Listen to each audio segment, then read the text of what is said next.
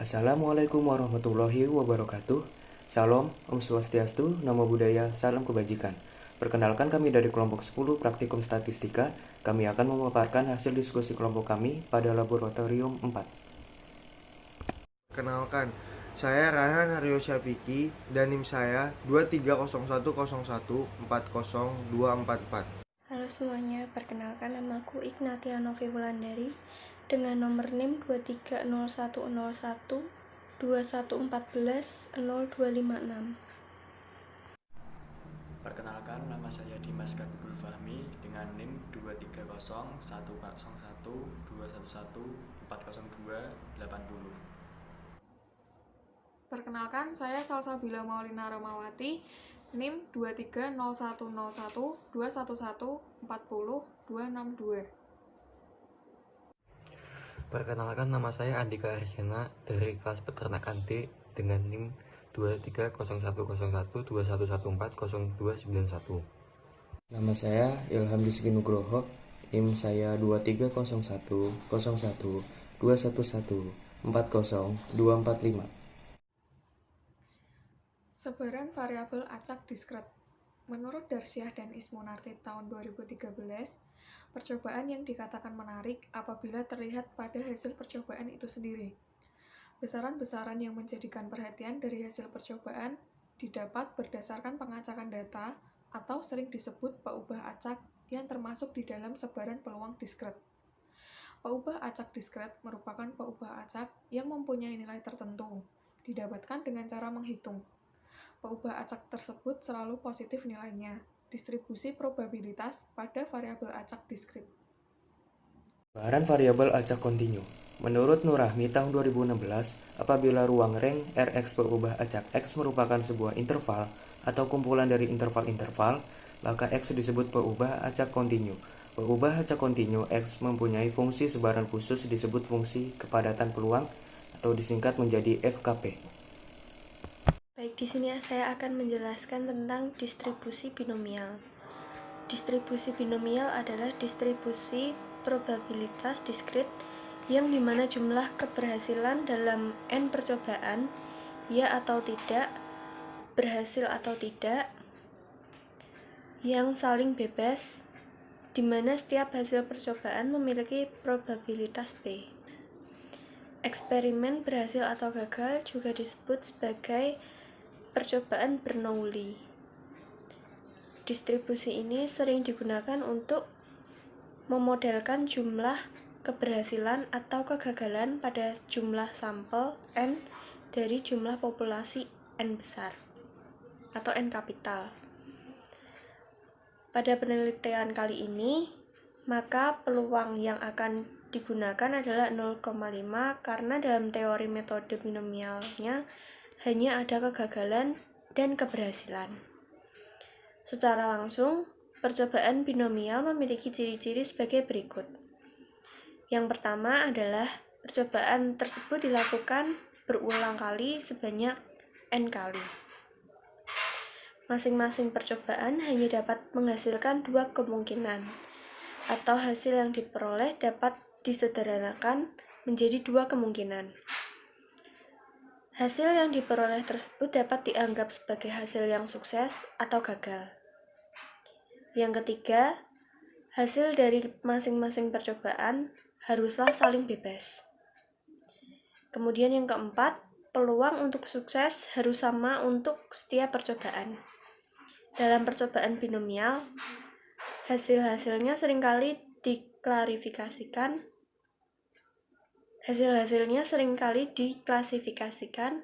sebagai hasil yang sukses atau gagal. Sebagai contoh, jawaban benar suatu pertanyaan pilihan ganda dapat diklasifikasikan sebagai hasil yang sukses, sehingga pilihan jawaban lainnya merupakan jawaban yang salah dan diklasifikasikan sebagai hasil yang gagal.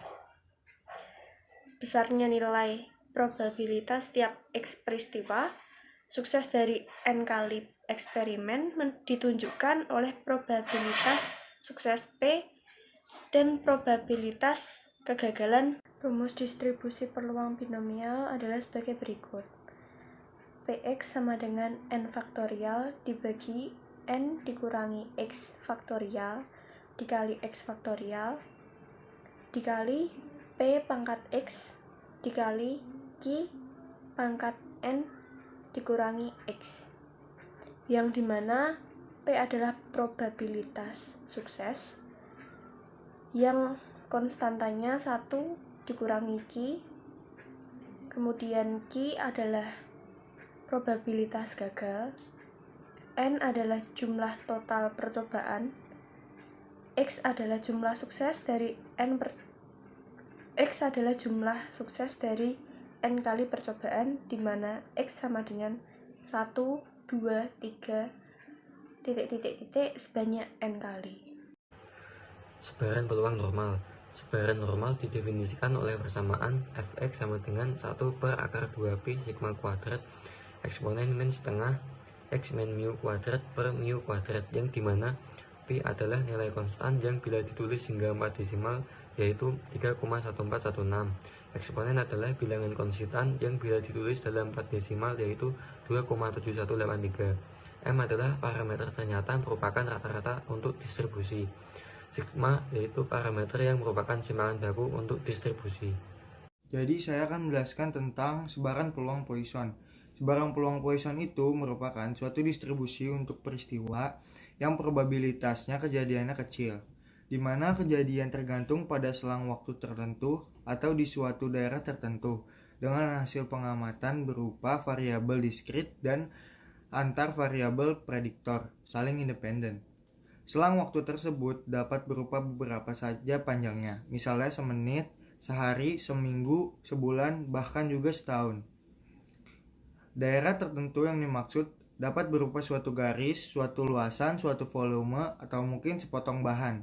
Walpole 1995. Dalam teori probabilitas dan statistika, distribusi Poisson itu juga termaksud distribusi probabilitas diskrit yang menyatakan peluang jumlah peristiwa yang terjadi pada periode waktu tertentu, apabila rata-rata kejadian tersebut diketahui dan dalam waktu yang saling bebas sejak kejadian terakhir. Selanjutnya ada contoh soal sebaran peluang binomial. Data yang kami dapatkan dari hasil penjualan selama seminggu, mulai dari tanggal 18 sampai 26 April 2020, berupa banyaknya produksi. Di situ disajikan tabel 1 data awal. Pada tanggal 20 April, banyak produksinya 22. Pada tanggal 21 April, banyak produksinya sebesar 20. Pada tanggal 22 April, banyak produksinya 17. Pada tanggal 23 April, banyak produksinya sebanyak 22. Pada tanggal 24 April, banyak produksinya 15. Pada tanggal 25 April, banyak produksinya 19. Pada tanggal 26 April, banyak produksinya 12. Dapat kita hitung probabilitas perkiraan kegagalan dari data di atas dengan metode binomial dengan P sama dengan 0,50. Dengan rumus Px sama dengan n faktorial dibagi x faktorial dikali n dikurangi x faktorial dikali dengan P pangkat x, kemudian dikali 1 dikurangi P pangkat n min x. Berikut salah satu contoh perhitungan perkiraan kegagalan pada produksi layang-layang per hari dari tabel di atas. Pada tanggal 20 April 2020, P0 sama dengan 22 faktorial per 0 faktorial dikali 22 dikurangi 0 faktorial dikali 0,50 pangkat 0 dikali 1 dikurangi 0,50 pangkat 22 dikurangi 0. P0 nya sama dengan 0,000002,384. Kemudian P1 sama dengan 22 faktorial dibagi 1 faktorial dikali 22, dikali 22 dikurangi 1 faktorial dikali 0,50 pangkat 1 dikali 1 dikurangi 0,50 pangkat 22 dikurangi 1. Dan hasilnya sama dengan 0,000052. P2-nya sama dengan 22 faktorial dibagi 2 faktorial dikali 22 dikali 22 dikurangi 2 faktorial dikali 0,50 pangkat 2 dikali 1 dikurangi 0,50 pangkat 22 dikurangi 2. Sehingga hasilnya sama dengan 0,000055. Kemudian peluang ketiganya adalah 22 faktorial dikurangi 3 faktorial dikali 22 dikurangi 3 faktorial. Kemudian dikali 0,50 pangkat 3 dikali 1 dikurangi 0,50 pangkat 22 dikurangi 3. Sehingga peluang 3-nya sama dengan 0,000367. Peluang keempatnya sama dengan 22 faktorial dikurangi 4 faktorial dikali 22 faktorial dikali 22 dikurangi 4 faktorial dikali 0,50 pangkat 4 dikali 1 dikurangi 0,50 pangkat 22 dikurangi 4. Sehingga menghasilkan P4-nya adalah 0,001744. Kemudian dari hasil tersebut kita akan menjumlahkan hasil dari peluang 1 hingga peluang 4. Sehingga akan menghasilkan angka 0,002. Sehingga kerugian atau kerusakannya lebih dari 4. Jadi, data di atas merupakan data kemungkinan kegagalan dalam produksi layang-layang sebanyak lebih dari 4 kali. Sekarang contoh soal dari sebaran peluang Poisson. Perhatikan soal berikut. Sebuah konveksi pakaian menggunakan 20 mesin jahit. Probabilitas sebuah mesin jahit mengalami dan memerlukan perbaikan sebanyak 0,02. Tentukan probabilitas dari 3 mesin yang akan mengalami gangguan dan memerlukan perbaikan. Sekarang kita lihat penyelesaiannya. Sekarang kita cari N-nya dulu. N-nya itu adalah sebuah konveksi pakaian menggunakan 20 mesin jahit, yaitu N-nya itu 20.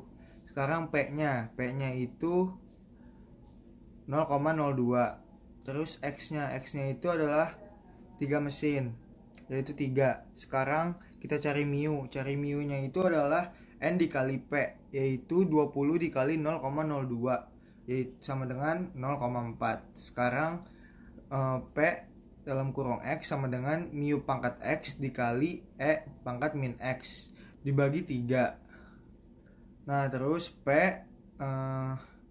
X dalam kurung X sama dengan 3, sama dengan tinggal dimasukkan aja nih 0,4 pangkat 3 dikali 2,71828 pangkat min 4 dibagi dengan 3. Hasilnya itu dengan penjumlahan semuanya hasilnya 0,007. Contoh sebaran peluang normal. Dari penelitian terhadap 150 orang laki-laki yang berumur 40-60 tahun didapatkan rata-rata kadar kolesterol mikro mereka 215 mg/sen dan standar defisiasi sigmanya adalah 30 mg/sen.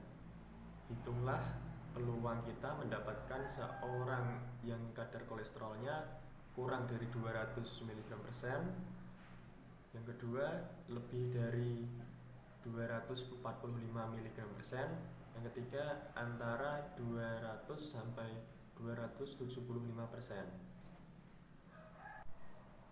Untuk yang pertama, Z sama dengan 200 kurangi 215 per 30 sama dengan negatif 15 per 30. Totalnya negatif 0,5. Sini P kurang dari atau sama dengan 200 mg% sama dengan negatif 0,308538. Yang kedua, Z sama dengan 245 kurangi 215 per 30 sama dengan 30 per 30. Totalnya 1. Jadi P lebih dari 245 mg% sama dengan 0,158655. Yang ketiga, Z1 sama dengan 200 kurangi 215 per 30 sama dengan negatif 15 per 30. Totalnya negatif 0,5.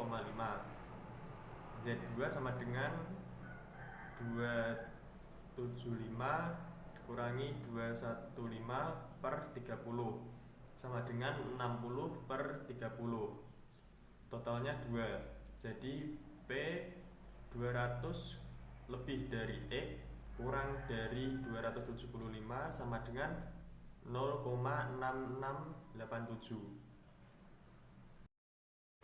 Kesimpulan dari hasil pengamatan praktikum statistika laboratorium 4, kita dapat mengetahui pengertian dan cara perhitungan dari sebaran peluang binomial, sebaran peluang Poisson, dan sebaran peluang normal. Dan juga mengetahui berbagai macam bentuk soal tersebut. Ada pula contoh-contoh soal yang bisa kita kerjakan sebagai pelatihan dan menyelesaikan suatu masalah.